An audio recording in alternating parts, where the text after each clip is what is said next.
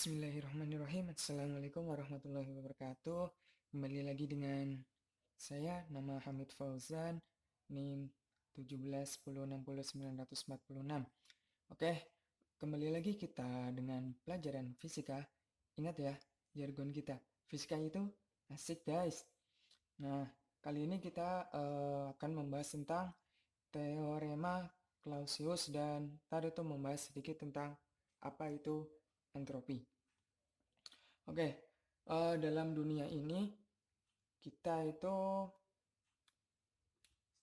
sering mengenal atau kita mengenal dua peristiwa di dalam fenomena hidrostatik, yaitu ada yang namanya proses yang terbalikan atau proses reversibel dan proses yang tidak terbalikan atau proses irreversible. Jadi proses terbalikan itu prosesnya itu berulang-ulang terus. Oke, kita langsung bahas ke proses yang terbalikan terlebih dahulu. Nah, proses terbalikan atau reversible.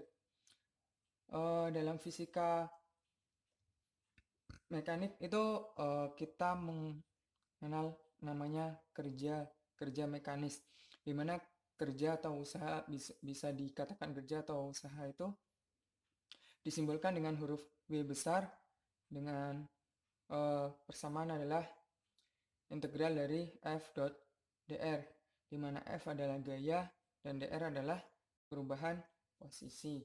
Atau secara fisis itu kerja atau usaha adalah energi yang diberikan kepada sebuah benda sehingga benda itu bergerak.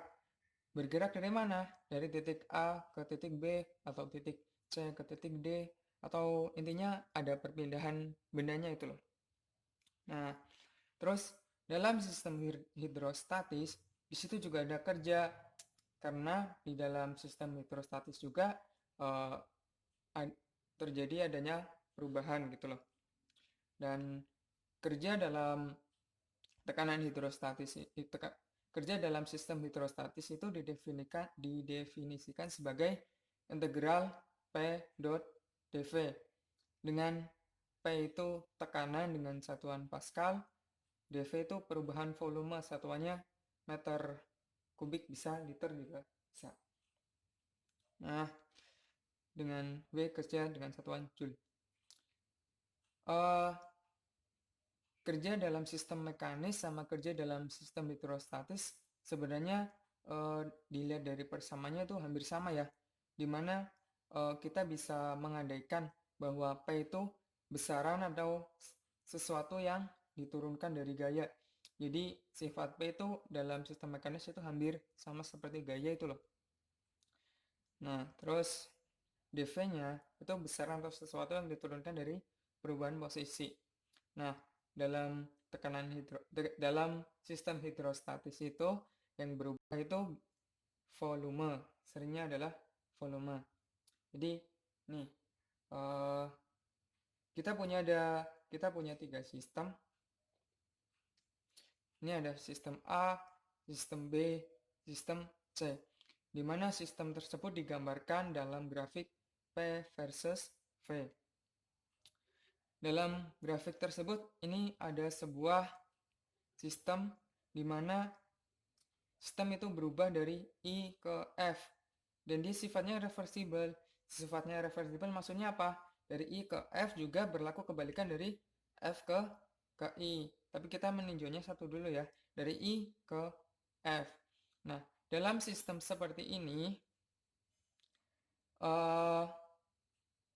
kita bisa menentukan kerja dari sistem tersebut adalah kerjanya sebesar apa?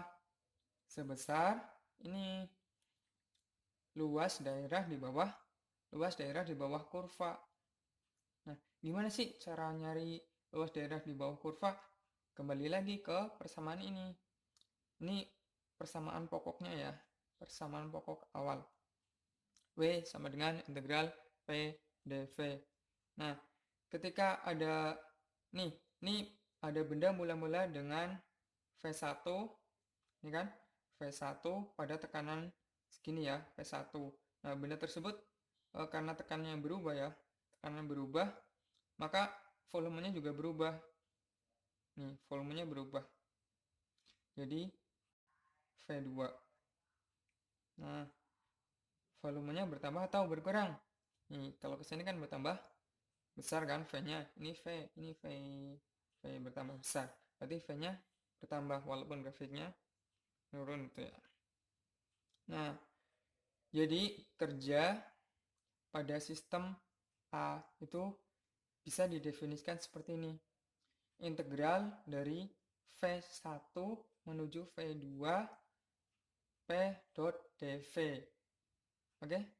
Integral dari V1 menuju V2 P dV. Kenapa dV? Karena kita mengambil bagian yang paling kecil. Kenapa pakai integral, nggak pakai sigma? Karena dengan menggunakan integral itu hasilnya lebih akurat. Nah, terus kita ke sistem B. Nah, sistem B dari volume 1 ke volume 2. Ini grafik P versus V sama. Nah, jadi di sumbu Y ada P, di sumbu X ada V. Ada sistem, nih tekanannya bertambah tinggi kan, bertambah tekanannya tambah naik, dan volumenya itu berkurang. Sistem dari F ke I. Kerjanya itu di mana? Maksudnya besarnya kerja itu di mana? Berapa besarnya kerjanya? Ya kita gampang aja, kita nyari luas di bawah nih, luas di bawah kurvanya. Luas di bawah kurvanya. Dan luas di bawah kurva pada sistem ini itu diberikan oleh persamaan ini.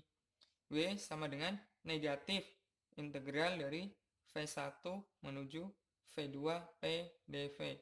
Nih, kenapa negatif? Kenapa dimulai dari V1 bukan dimulai dari V2? Karena sistemnya dimulainya dari F. Nah, kita lihat keterangannya. V1 adalah volume awal proses. Volume awal prosesnya kan di sini nih. V-nya di sini. Nah, ini V1. Jadi volume awalnya di sini. Jadi integral dari volume awal menuju volume akhir. Kenapa ada negatif? Karena kerja khusus dalam sistem ini itu semuanya positif. Apa? Semuanya positif. Nah, terus ada sistem ini lagi nih. Ada sistem lagi di mana sistemnya itu bolak-balik.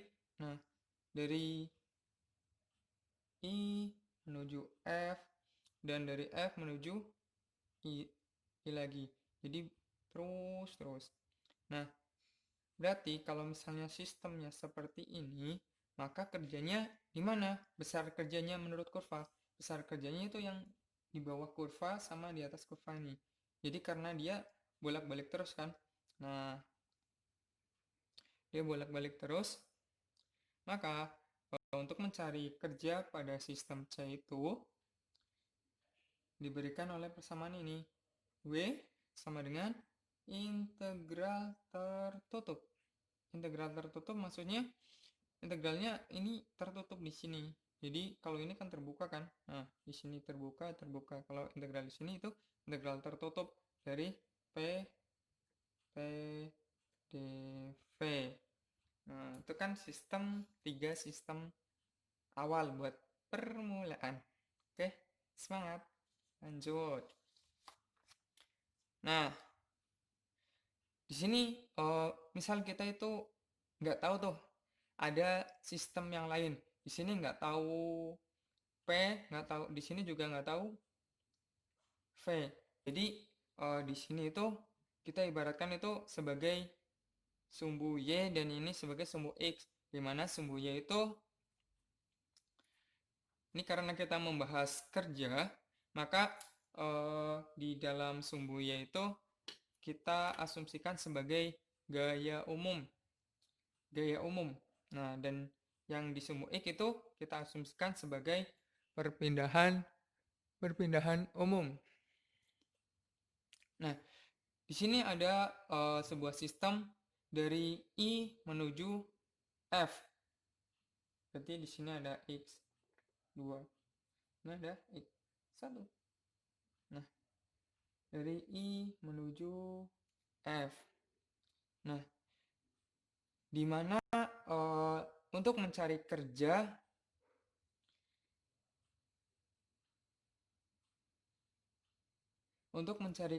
dalam sistem ini itu kan mencari luas di bawah kurva kan ya. Nah, luas di bawah kurva. Nah, proses I menuju F merupakan proses terbalikan atau reversible. Jadi proses F menuju I juga bisa dilakukan itu loh. Jadi bolak-balik, bisa bolak-balik. Nah, terus mari kita analisis. Nah, tadi kan kita mencari besarnya kerja dalam sistem hidrostatis adalah dalam kurva seperti ini adalah mencari luas di bawah kurva. Nah, tapi kalau misalnya ada grafik P sama grafik V itu mudah ya. Nah, di sini ini ada sistem, nggak tahu ini sistem apa kayak gitu ya. Nah, jadi kita menggunakan analisis lain. Kita menggunakan kita bisa menyebutkan dengan analisis zigzag juga boleh, atau analisis yang lain lah. Jadi gini, kita buat sistem ini jadi seperti ini. Kita membuat titik-titik baru. Dalam kasus ini kita membuat 2 titik baru, di mana kita namain sebagai titik A sama titik B. Jadi proses I menuju proses F itu kita bisa lewati sama dengan proses I ke A ke B, B ke F, di mana luas antara I langsung ke F sama I ke A ke B ke F itu luasnya sama. Jadi luas di sini itu sama dengan luas yang ada di sini. Jadi nggak mengubah kerjanya. Kenapa Bapak bikin seperti itu? Karena gini nih, biar kita lebih memudahkan dalam menganalisis. Nah, I ke F itu dipotong rutenya menjadi I ke A ke B ke F. Dengan catatan luasnya sama. Nah, kita tahu ingat proses dalam termodinamika ya, proses adiabatis, proses isotermal, dan proses adiabatis. Dari I ke A, dari I ke A, dari I ke A ini prosesnya namanya adalah proses adiabatis. Proses adiabatis. Sedangkan dari A ke B adalah proses isotermal. Sedangkan B ke F adalah proses adiabatis. Nah,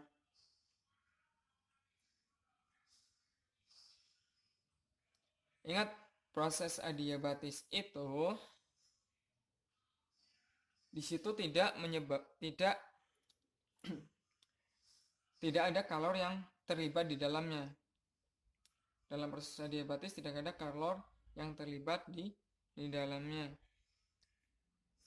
Nah, kita masuk ke hukum pertama termodinamika. Hukum pertama termodinamika. Oh ya, sistem kerja seperti ini kan ini enggak kita belum tahu di sini apa ya. Kita asumsikan Y sama X. Maka kerjanya diberikan oleh persamaan ini. W sama dengan integral Y dot dx. Nah, lanjut. Kita tahu kita sudah mempelajari tentang hukum pertama termodinamika, di mana kalor dari perubahan kalor dari I ke F itu sama dengan delta U I ke F ditambah kerja dari I ke F. Nah, delta U ini adalah fungsi keadaan. Sedangkan tadi kan kita udah memotong rutenya kan ya. Kita udah memotong rutenya jadi I ke A ke B sama ke F. Kita potong Q, I, A, B, F itu besarnya sama dengan Q ke F, cuma prosesnya yang beda. Di sini delta U I ke F ditambah kerja dari I menuju A menuju B menuju F. Nah, kenapa fungsi keadaan itu tidak berubah, tidak perubahan U, I, A, B, F? Karena fungsi keadaan itu hanya dipengaruhi oleh kondisi awal dan akhir. Gimana pun prosesnya, gimana pun jalannya. Jadi tidak tergantung sama lintasan. Maka kita bisa mengambil kesimpulan nanti seperti ini. Ketika tadi kan kita udah membuktikan bahwa kerja dari I menuju F itu besarnya sama dengan kerja dari I, A, B, F. Karena apa? Karena luas di bawah kurvanya itu sama. Jadi besar kerjanya juga sama. Maka karena ini sama dan ini sama, maka Q, I menuju F itu sama dengan, maksudnya besarnya kalor dari I menuju F itu sama besar dengan besarnya kalor dari proses I menuju A, menuju B, dan menuju F. Nih. Sedangkan kalor I menuju A itu prosesnya adiabatis. Proses adiabatis itu tidak membutuhkan, maksudnya di proses di situ itu tidak ada kalor yang terlibat. Begitu juga dengan proses B menuju F, itu tidak ada kalor yang terlibat di dalamnya. Maka Q dari I menuju F, Q dari I menuju A itu dan Q dari B menuju F itu tidak ada kalor yang terlibat, maka Q-nya 0. Q-nya 0. Maka dari persamaan-persamaan di atas kita bisa menyimpulkan bahwa untuk setiap proses terbalikan yang suhu sistem dapat berubah, dapat dilakukan serangkaian proses adiabatis, isotermik, adiabatis. Sehingga kalor yang ditransfer pada proses isotermik sama dengan kalor aslinya. Jadi kalor yang ditransfer dari A menuju B itu besarnya sama dengan kalor yang ditransfer dari I menuju F. Itu sama aja. Daripada kita menganalisis dari I menuju F, kan ada cara yang lebih mudah ya. Dengan nih proses isotermiknya itu. Dengan menggunakan proses isotermisnya itu. Lanjut.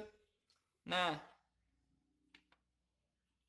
terus gimana kalau misal ada siklus?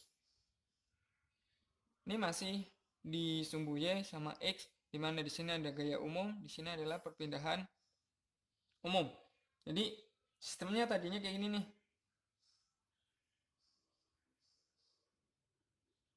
Nah, jadi ini ke sini terus ini juga ke sini. Jadi prosesnya balik-balik terus. Nah, balik-balik terus. Nah, gimana sih cara analisisnya? Hampir sama kayak yang tadi. Kita pakai analisis zigzag. Kita zigzag nih. Kita mulai dari mana? Dari sini juga boleh. Nah, kita zigzag. Dengan catatan, luas zigzag sama luas luas siklusnya itu sama. Nah, ketika kita sudah dibuat zigzag, kita potong-potong nih, jadi banyak dipotong-potong jadi seperti persegi. Jadi ada luasnya ada banyak ya. Luas 1, luas 2, luas 3, luas 4, luas 5, luas 6, luas 7. Nah, coba kita perbesar di luas 1. Luas 1 seperti ini. Kita andaikan aja ada dari A ke B, B ke C, C ke D. Ya kan? Nah, apabila ada proses kayak ini dari A ke B itu proses isotermal. Jadi ada kalor yang masuk nih. Dari proses A ke B, dia kalornya masuk. Terus ada melewati proses adiabatis. Nah, proses adiabatis itu nggak memerlukan kalor. Dan dari C ke D itu balik lagi. Berarti kalornya keluar. Dan D ke A itu proses adiabatis lagi. Dan ini terus terjadi. Nah, kita mengetahui apabila ada sistem yang seperti ini, kita sering mengenalnya dengan nama siklus Carnot atau siklus Carnot. Nah, di mana siklus Carnot itu ini mutlak Q1 per Q2 sama dengan T1 per T2. Apabila kita otak-otak sedikit ya, kita bisa menemukan Q1 ini dimutlakkan per T1 sama dengan mutlak Q2 per T2. Kenapa dimutlakkan? Karena Q2-nya itu negatif. Q2-nya negatif, keluar sistem. Nah, dan di buku-buku itu biasanya langsung ke persamaan ini.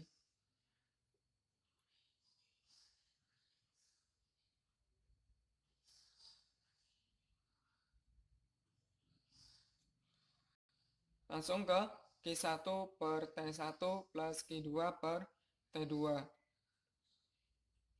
Jadi perbandingan antara kalor masuk sama kalor keluar itu sama dengan perbandingan antara suhu awal sama suhu akhir atau suhu pas kalor masuk sama suhu pas kalor keluar. Nah, terus di sini ada luasnya banyak. Luas 2, luas 3, luas 4, luas 5, luas 6. Dan apabila zigzag kita semakin kecil, maka luasnya akan semakin banyak.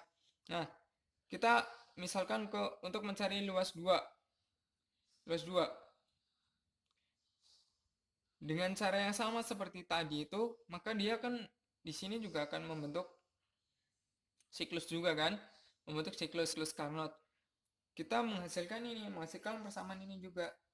Q3 per T3 plus Q4 per T4 sama dengan 0.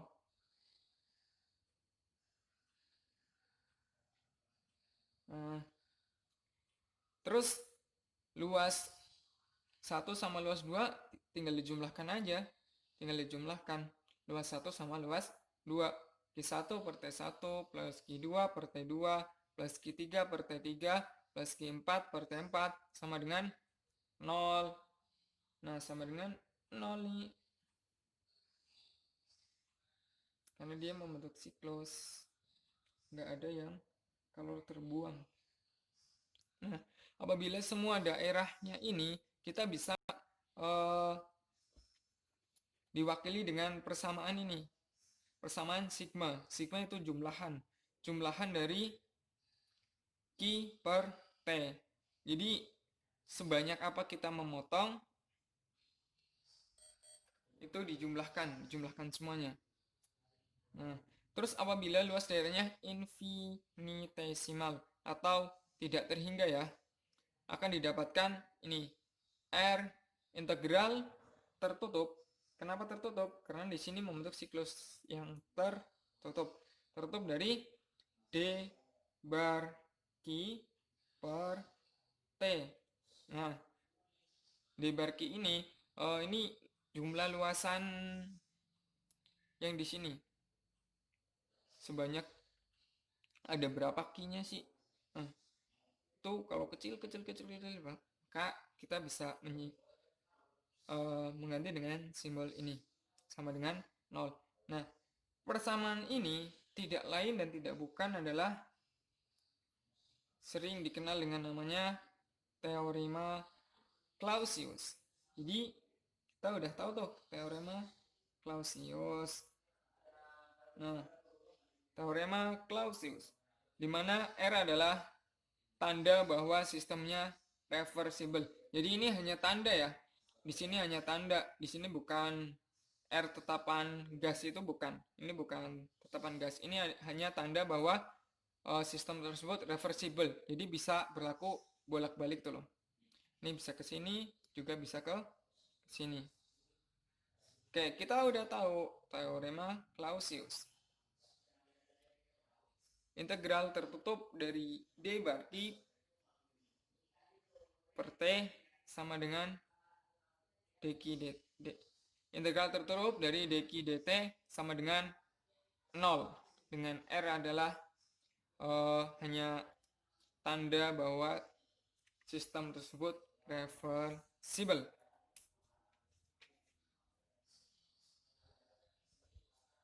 Nah, kita lanjut ke pertidaksamaan Clausius dan hukum dua termodinamika.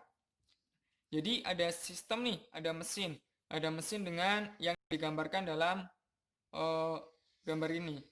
Di sini ada tandon panas, di sini ada mesin yang reversible atau bolak-balik, di sini ada mesin yang irreversible. Nah,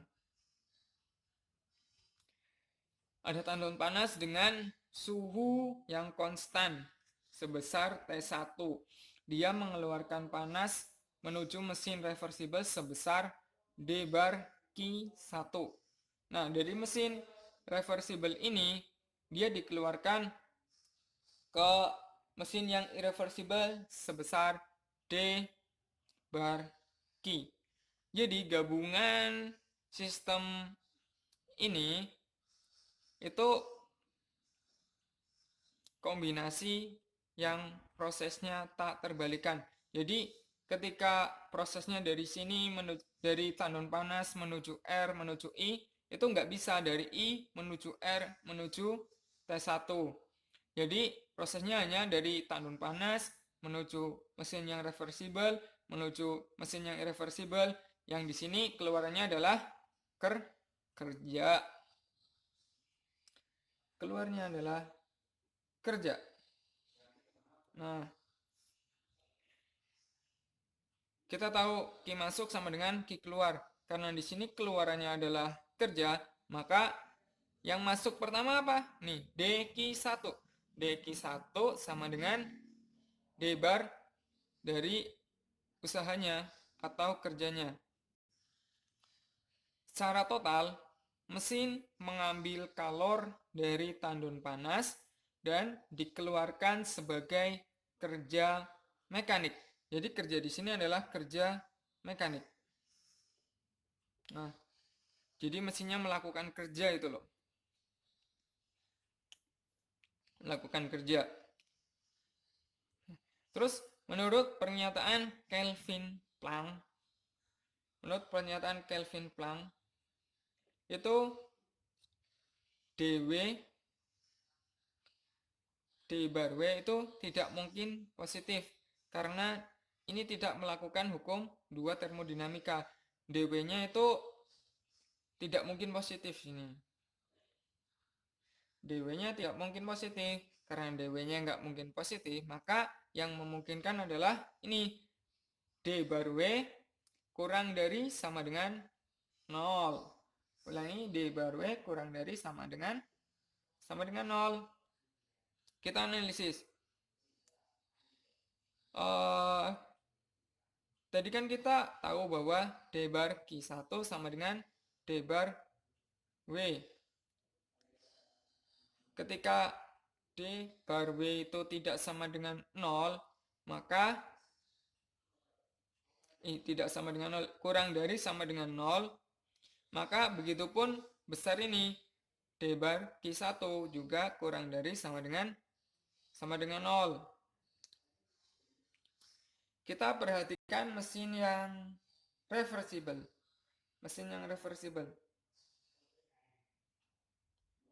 Di mana di sini ada kalor masuk kalor masuk, di sini ada kalor keluar. Yang besarnya sama. Besarnya sama. Hanya ini tandanya positif dan ini tandanya negatif. Jadi persamaannya kayak ini. dq1 per T1 sama dengan minus. Kenapa minus? Karena keluar d bar Q per T. Jadi di sini suhunya ada T nih. Ini ada suhu T. Nah, ketika kita pindah ruas, jadi seperti ini. D bar Q1 per T1 ditambah D bar Q per T sama dengan 0. Sama dengan 0. Jika kita integralkan, maka kita akan menemukan nih. Integral tertutup dari dq1 T1 dq1 T1 sama dengan min R integral tertutup dq T. Kenapa negatif? Ini pindah ruas lagi. Jadi dari sini bisa langsung diintegralkan terus mendapat persamaan yang seperti ini. Tadi kan kita udah memperhatikan mesin yang reversible. Kita perhatikan mesin yang ini, mesin yang irreversible. Ini tanda I ya, bukan satu ya. I, irreversible. Mesin irreversible. Kalor yang dibuang mesin reversible, nah ini kan ada kalor yang dibuang tuh sebesar dq, itu diserap oleh mesin irreversible. Sehingga min d qr, qr ini Q yang dibuang oleh R sama dengan d qi, itu sama. Kenapa ini nggak negatif? Karena kalornya kan masuk tuh, masuk ada tambahan kalor, jadinya positif. Oke, kita tulis lagi min d bar qr sama dengan d bar qi. Ingat persamaan yang di awal ini. R integral tertutup d q 1 per T1 sama dengan min R integral tertutup d q T. Nah, sehingga apabila kita masukkan tuh didapatkan persamaan seperti ini. R integral d q1 T1 sama dengan plus d q1 T1. Kenapa bisa seperti itu? Nih.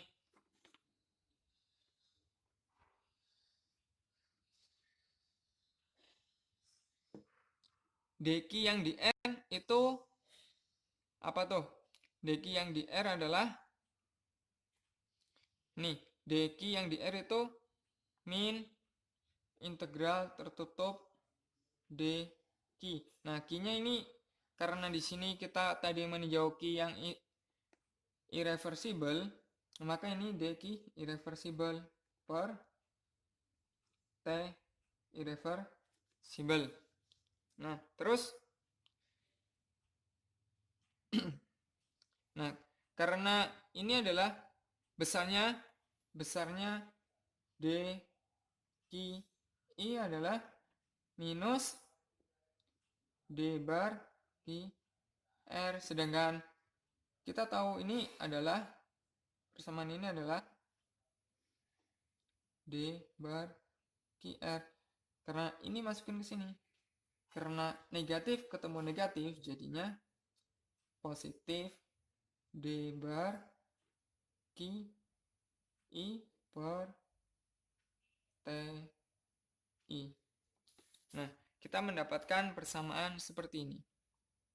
Di mana I ini hanya tanda bahwa siklusnya adalah irreversible, nggak berkebalikan. Integral tertutup dari d qi t i. Di mana persamaan ini menunjukkan atau menggambarkan mesin yang irreversible.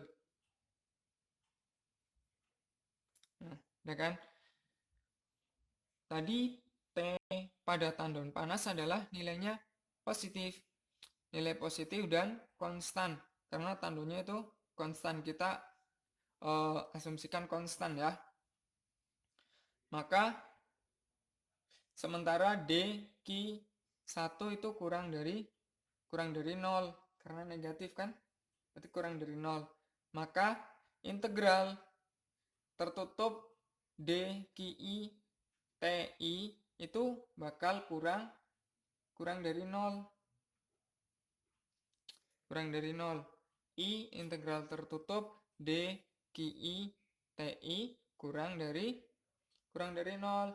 Dimana persamaan ini sering kita sebut atau biasa disebut sebagai pertidaksamaan Clausius. Pertidaksamaan Clausius.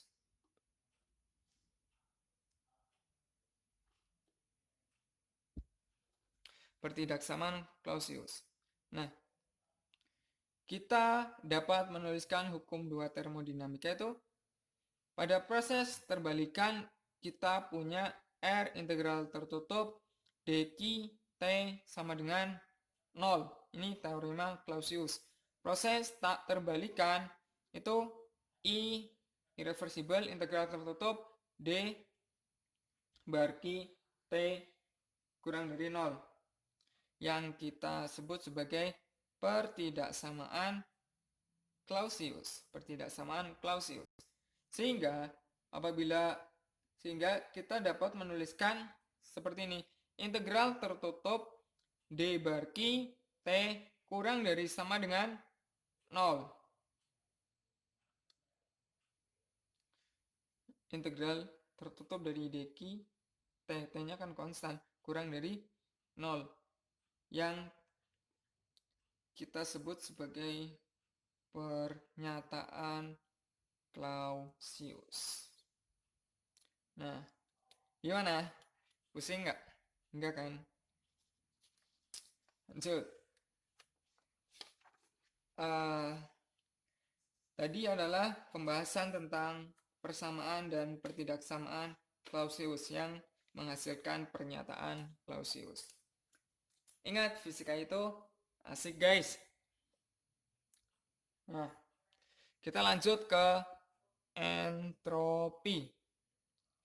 Entropi, di mana kita memiliki sistem. Nih, sistem dari I ke F, di mana prosesnya adalah reversible. Jadi terbalikan.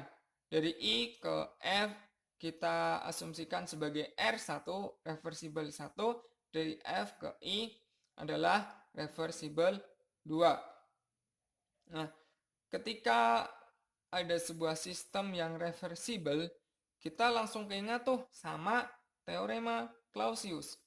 Teorema Clausius. Karena teorema Clausius itu mendapatkannya dari sebuah sistem yang bolak-balik atau reversible. Teorema Clausius, R integral tertutup dq per T, dq T sama dengan 0. Karena di sini R-nya ada berapa? Ini R kan hanya tetapan kan atau tanda bahwa prosesnya reversible. Karena yang awal itu R-nya hanya 1, maka kita hanya menulis R-nya. Dan sistem ini itu R-nya ada 2, R1 sama R2. Maka kita akan punya 2R tuh, 2R. Maka kita akan membagi menjadi 2. Dari proses I ke F yang diwakili oleh R1 dan F ke I. F balik lagi ke I yang diwakili oleh R2. Dipotong ya, dipotong atau dibagi 2. Nih, R1 integral tertutup dari mana? Dari batasnya dari mana? Dari I menuju F. D bar Q T. Plus R2 integral tertutup.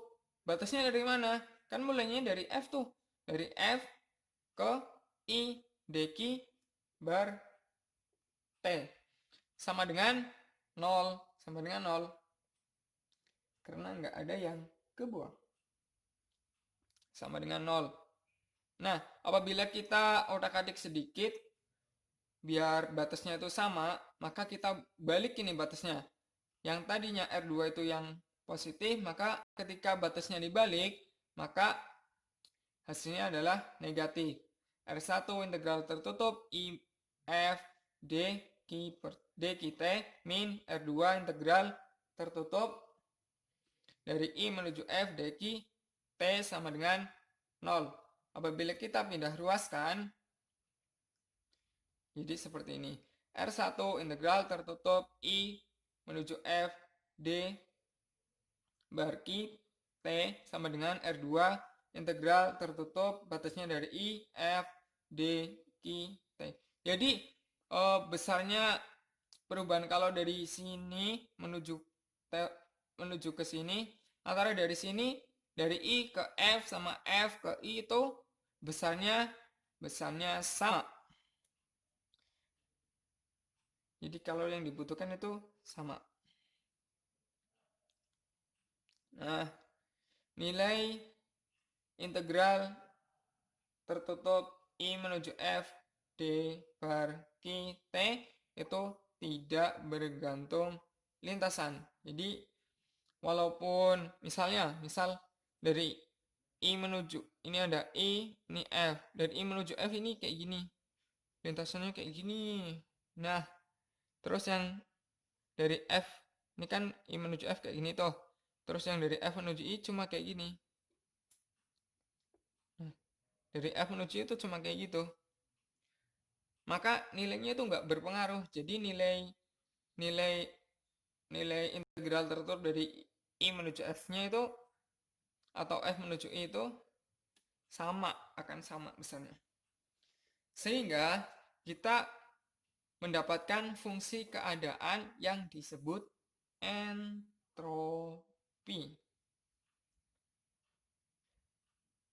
Karena Karena peristiwa yang tadi itu kita mendapatkan besaran lagi tuh yang namanya entropi yang kita simbolkan dengan huruf S besar. Entropi besarnya entropi di F sama I itu kita bisa mencari selisihnya, mencari selisih besar entropi di F sama I itu sebesar ini.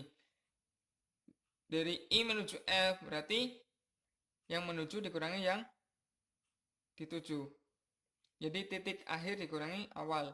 Entropi juga begitu. Entropi F min entropi I sama dengan R integral tertutup batasnya dari I menuju F dq T. Nah, kita tahu selisihnya entropi itu ini. Bisa mengetahui selisih entropi dari persamaan ini. Apabila tidak hanya dari I ke F, tapi ada banyak, misal dari ini I, A, B, C, D, sampai Z, terus kembali lagi ke A, dan itu infinitesimal atau tidak berhingga, maka kita bisa menuliskan dalam persamaan ini, ds sama dengan dq T. Atau kita pindah ruas, T, ds sama dengan D bar Q. Oke, sampai sini gimana? Lanjut dong.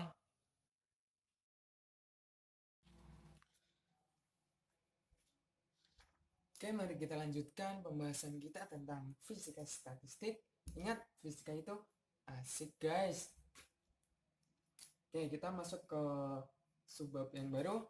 Nih, prinsip kenaikan entropi.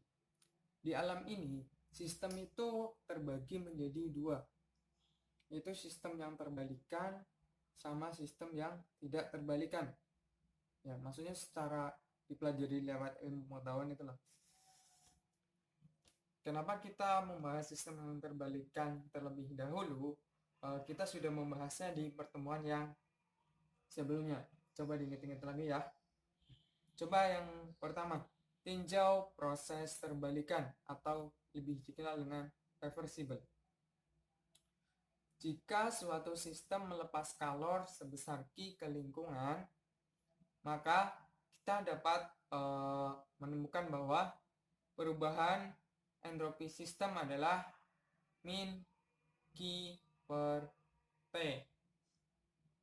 Kenapa negatif? Karena sistem melepas kalor. Pak, kemarin kok perubahannya itu ada DD-nya ya? Nah, kan kemarin ada ds sama dengan dq per t. Ini kan? Nah, terus apabila kita integralkan, ini s, ini t-nya kan konstan. S sama dengan q per t. Nah, seperti itu. Mudah aja ya. Kenapa tandanya negatif? Itu karena sistemnya melepas kalor.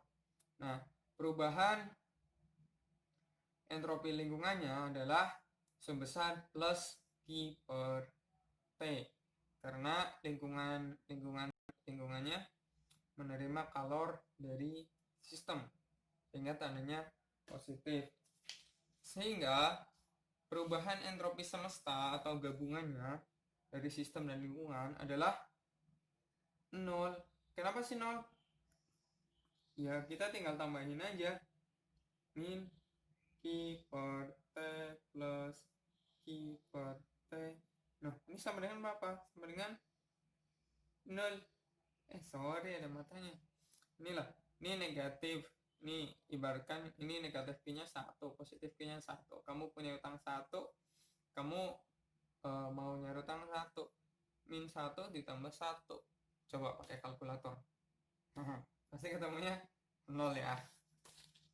Oke, jika prosesnya sebaliknya, maksudnya sebaliknya itu jika lingkungan melepaskan kalor sebesar Q ke sistem, maka perubahan entropi semestanya itu juga tetap 0.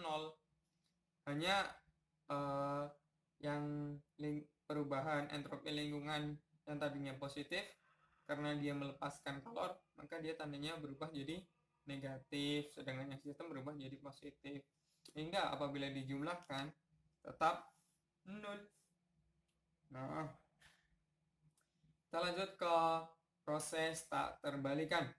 Nah, di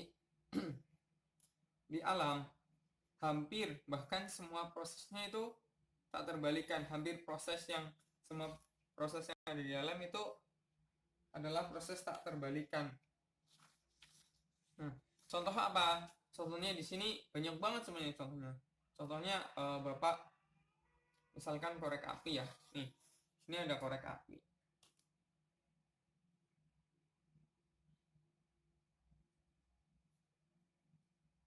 Ada korek api. Nah, kan ada wadahnya kan. Nah,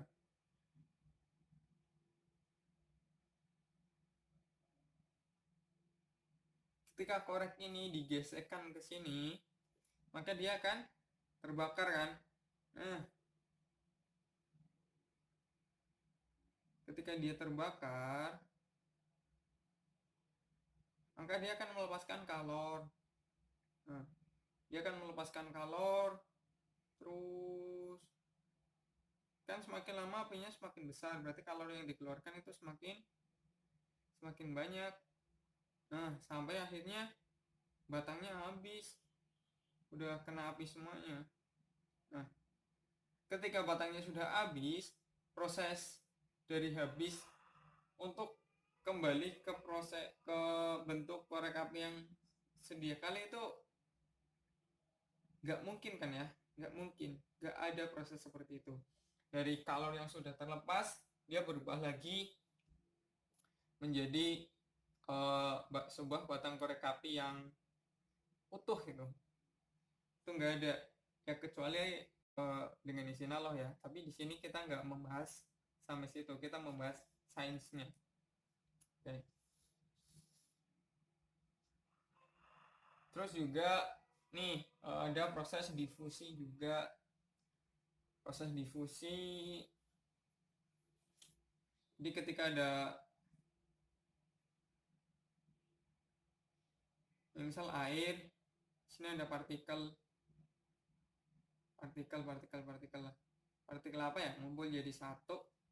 Nah, terus setelah beberapa saat, partikel yang satu ini melebur, hancur, sehingga dia mengisi wadahnya di sini. Nah, partikel-partikel yang sudah mengisi wadah di sini, apabila dikasih proses apapun, nah, partikel-partikel ini itu nggak bisa berkumpul lagi seperti sedia kala. Contoh gambarnya gini nih, ini ada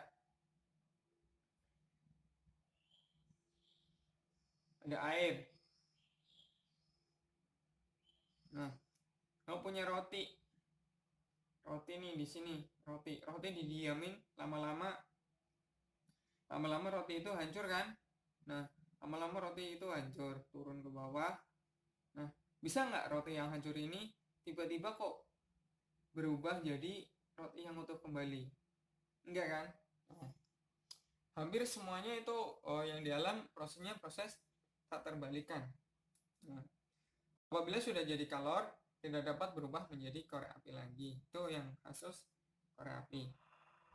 Nah, tapi dalam kasus ini kita akan mencontohkan ekspansi volume Joule. Nah, Bapak punya dua wadah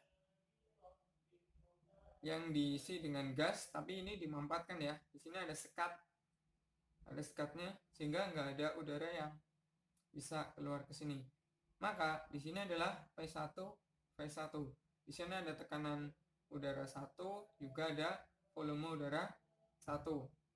Nah, ketika sekatnya Bapak naikkan ke atas, kita naikkan ke atas, maka udara ini akan menyebar dan akan memenuhi ruang, sehingga volumenya berubah dan tekanannya juga pasti berubah. Terus coba kita analisis bareng-bareng ya. Kita anggap aja proses ini proses isotermik biar mudah. Kenapa kita ngambil yang mudah dulu? Ya biar kalian paham dasarnya dulu, ntar tinggal dikasih yang lebih high lagi. Nah, kenapa pakai isotermik dulu? Karena fungsi keadaannya itu tetap I0. Perubahan fungsi keadaannya adalah 0. Nah, nih.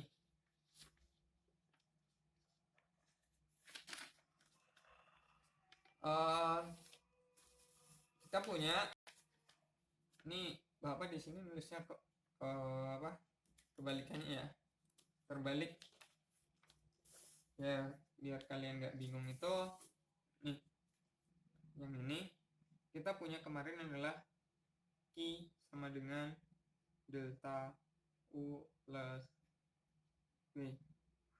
Nah, karena delta U nya 0, berarti ini nggak usah ditulis ya, Q sama dengan W. Udah kan? Nah, udah. Apabila kita ada sebagian Q-nya, berarti dQ sama dengan berarti dW d bar. Nah, seperti itu. Nah, ini d itu. Oke.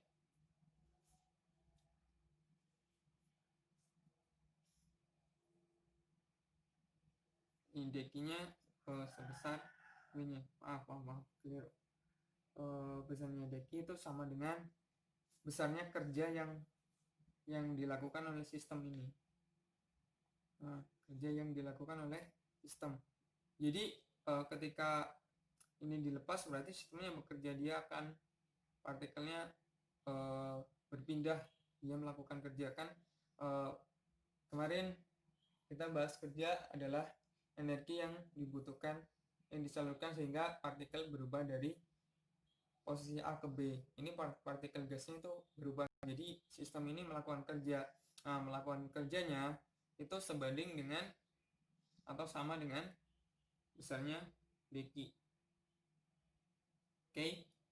Nah, kita tahu kemarin W adalah PDV. Nah, apabila gas tersebut adalah gas ideal, gas ideal, ini kita udah punya P sama dengan nRT per V. Nih, kita masukkan ke sini. W sama dengan P dV. nRT per V dV. Delta. Nah, kan? nRT plus V dV. Nah, kita masuk ke perubahan entropinya. Perubahan entropi adalah R integral dari I menuju F d bar Q per T. Integral tutup ya. Kemarin dari penjabaran yang kemarin. Nah, maka kita bisa menemukan bahwa delta S sama dengan R integral tutup dari I ke F nR per V dV. Nah, kenapa tertutup? Karena di sini nggak ada pengaruh dari lingkungan, ininya apa? Tertutup, tuh sistemnya tertutup.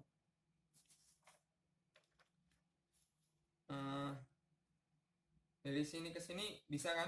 Nah, dari sini kita masukin aja nilai P-nya. P-nya kan nRT per V. Sedangkan di sini ada T, sini ada Tn RT per VT. Ini dicoret. Udah ketemulah ini. Nah,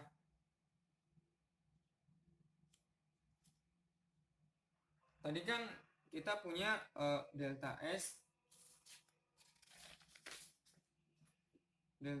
sama dengan integral I F N R per V dV. Nah, apabila kita integralkan, ini hasilnya jadi seperti ini. Kita integralkan jadinya N sama R itu kan bilangan yang seperti konstanta. Nah, integral 1 per V dV itu adalah ln V VR per VI. Nah, nilai V akhir sama V awal itu pasti positif. Nah, positif karena nilai N dan R juga positif, maka perubahan entropi semestanya akan positif. Perubahan semesta bernilai positif atau lebih dari 0. Nah, kita tinjau sistem yang lebih umum. Ini ada Y, ini ada X. Maaf. X, Y. Nah, di sini ada sistem dari I menuju F, F menuju K, K menuju C. Dari I menuju F itu ada proses yang namanya irreversible adiabatis. Jadi proses adiabatis yang enggak terbalikan. Jadi enggak ada proses F menuju I, enggak ada. Nah, terus dari F menuju K itu kita sebut sebagai atau kita kenal sebagai reversible adiabatis. Nah, K menuju J itu reversible isotermal, dengan C menuju I adalah reversible adiabatis. Nah, mari kita analisis. Kita tinjau proses I menuju F, proses irreversible adiabatis. Ketika proses irreversible itu tidak ada kalor yang terlibat.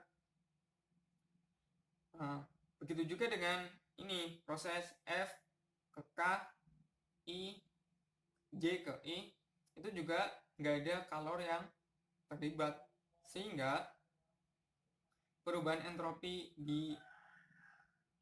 dari F menuju K itu sama dengan perubahan entropi dari J menuju I sama dengan berapa? Sama dengan 0. Maka kita bisa tahu SF sama dengan SK dan SI sama dengan SJ. Dari mana? Kan perubahan SFK. Berarti SK dikurangi SF sama dengan 0. Ini pindah ruas. Jadinya SK sama dengan SF. Nah, dengan demikian perubahan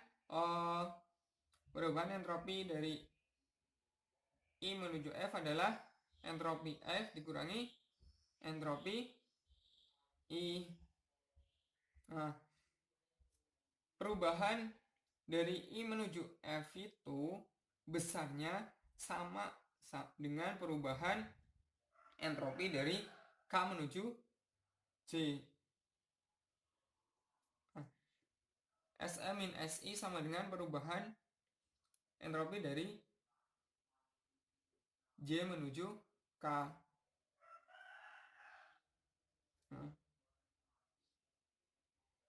Tadi kebalik. Perubahan entropi F menuju I itu sama dengan perubahan entropi dari J menuju K. Pada proses K menuju J, dia menyerap kalor sebesar Q dan pada suhu T aksen. Maka kita tahu bahwa Q-nya adalah T aksen dikali S J min SK.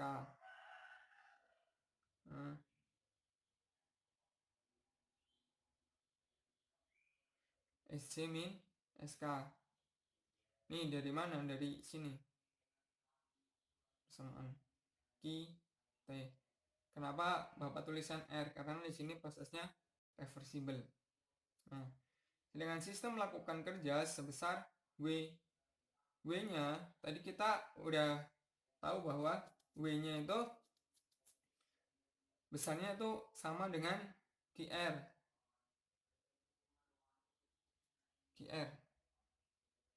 Nah, tapi dalam hukum termodinamika yang sudah kita bahas kemarin itu tidak ada kalor yang diubah sepenuhnya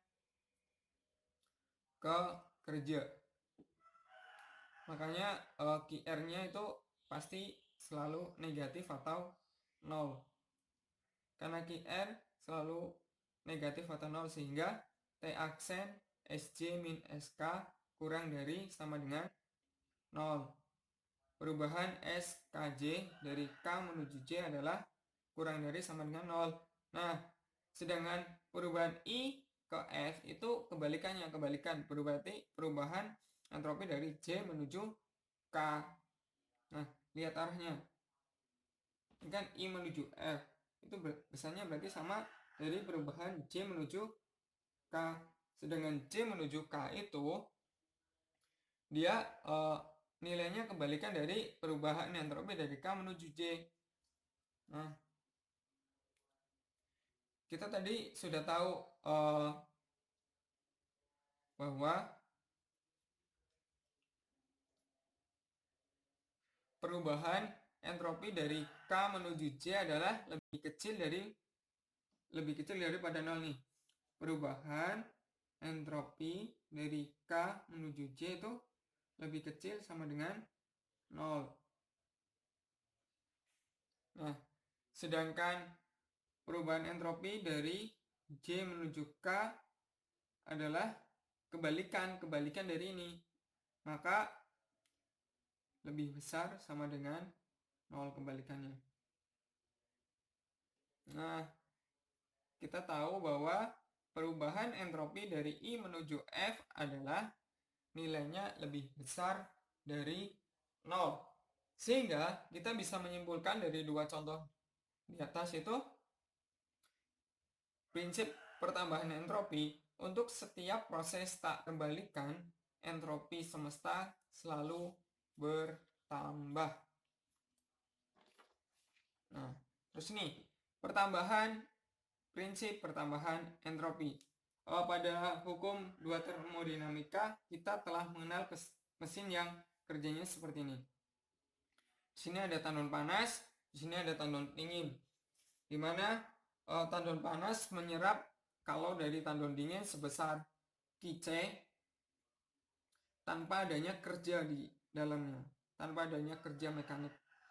Jadi tiba-tiba aja kalornya diserap itu tanpa adanya kerja. Nah, kita menganalisis karena nggak ada kerja, maka di sini pasti ada kalornya juga kan. Kalor pada suhu tinggi. Besarnya berapa? Besarnya sebesar kalor yang diserap. Berarti IH sama dengan Qc. Karena kalor langsung diambil dari tandon dingin.